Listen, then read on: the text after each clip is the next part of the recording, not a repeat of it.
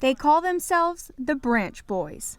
Motivated and led by head coach Chris Griffin, a strong supporting coaching staff, and one determined fellow teammate. Senior guard Keaton Coker of Flowery Branch High fights with his team for victories on the field each Friday night.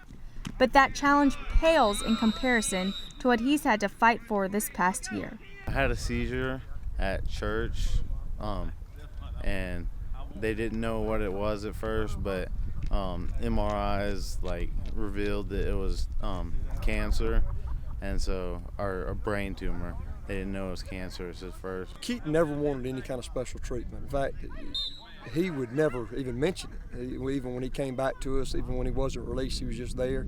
He didn't want to be recognized. It was just something he was going to beat, and there was no question about it. A teammate's connection with a doctor at Johns Hopkins Hospital eventually landed Keaton at the #1 hospital in the country for his surgery. Dr. Chris has become an important member of Keaton's life, traveling cross-country the past 2 seasons to watch him play. Coach Griffin says he's been amazed by Keaton's dedication to the game, despite the circumstances he's faced.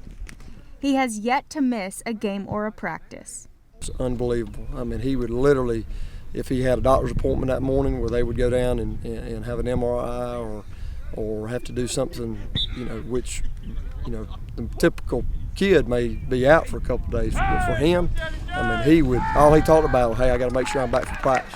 An army of family, teammates, and the entire Flowery Branch community have banded together to support Keaton. A Gold Out game was hosted each of the past 2 seasons in support of his cause. And while this support is meant to lift Keaton, his determination has been the real inspiration for those around him. What it did for our team, it was, of course, anytime you have a kid do this, it's a humbling thing because, again, a stumped toe or sprained ankle or a broken finger, with one of our guys is very minor. This week, the last of the regular season for this senior, the Coker family received some of the best news imaginable.